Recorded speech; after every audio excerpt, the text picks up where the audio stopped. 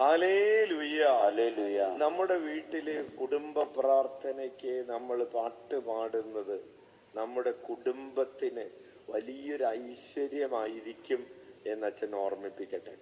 ഇപ്പൊ നമുക്ക് വലിയ വലിയ പാട്ടുകളൊക്കെ അറിയാവുന്ന കാലമാണ്. പക്ഷെ കുടുംബ പ്രാർത്ഥന കഴിഞ്ഞ് എല്ലാവരും കൂടി ഒരുമിച്ച് പാടാനുള്ളൊരു പാട്ട് അറിഞ്ഞുകൂടാ. ഐഡിയ സ്റ്റാർ സിംഗറിൽ പാടാനായിട്ട് ആൾക്കാർക്ക് അറിയാം, വീട്ടിൽ കുടുംബ പ്രാർത്ഥനയിൽ പാടാനായിട്ട് അറിഞ്ഞുകൂടാ. അപ്പൊ നിങ്ങള് ഇന്ന് തുടങ്ങി ഒരു കാര്യം ചെയ്യും, നമ്മുടെ ഹൃദയം കർത്താവിലേക്ക് തുറന്നു വെക്കുന്നതിന്റെ പ്രാക്ടിക്കൽ സ്റ്റെപ്സ് ആണ് അച്ഛൻ പറയുന്നത്. തിയറി അല്ല ഇതൊന്നും, ഇതൊക്കെ പ്രാക്ടിക്കലാണ്. നിങ്ങൾ കുടുംബ പ്രാർത്ഥനയ്ക്ക് ഒരു പാട്ട് പാടും, ഒരു 5 മിനിറ്റ് നേരം ഒന്ന് സ്തുതിച്ച് പ്രാർത്ഥിക്കും. കർത്താവിന് നന്ദി. ഈ കുടുംബ പ്രാർത്ഥന ചൊല്ലുമ്പോ ശരിയാണ്, നമ്മൾ ജപമാലയൊക്കെ ചൊല്ലാറുണ്ട്. ഇന്നു മുതൽ നിങ്ങൾ ജപമാല ചൊല്ലുമ്പോ ഓരോ രഹസ്യവും ചൊല്ലുന്നതിന്റെ കൂട്ടത്തില് 21 പ്രാവശ്യം ഈശോയെ എന്ന് വിളിക്കും. നാളെ ഇവിടെ ദിവ്യബലിക്ക് മുമ്പ് ജപമാല ചൊല്ലുന്ന പ്രാർത്ഥനാ ഗ്രൂപ്പ് അംഗങ്ങൾ ശ്രദ്ധിക്കണേ.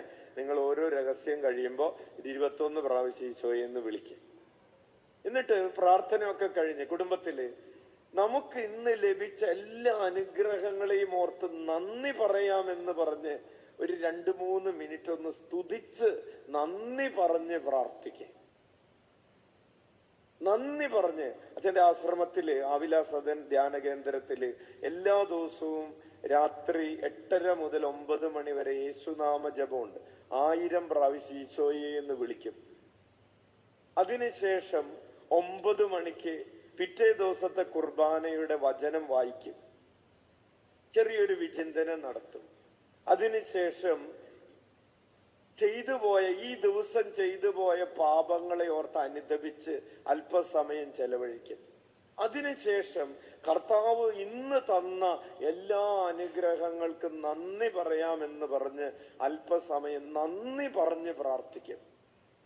പ്രിയപ്പെട്ടവരെ, നിങ്ങൾ എല്ലാ ദിവസവും ഒരല്പസമയം കർത്താവ് തന്ന കുടുംബത്തിന് തന്ന അനുഗ്രഹങ്ങൾക്ക് നന്ദി പറഞ്ഞ് പ്രാർത്ഥിക്കാൻ തുടങ്ങുമ്പോൾ നിങ്ങൾ അത്ഭുതങ്ങൾ കാണും. ഹൃദയം കർത്താവിലേക്ക് തുറന്നിരിക്കുന്നത് അനുഭവിക്കാൻ പറ്റും. ഉച്ചത്തിൽ വിളിച്ച ഈശോയേ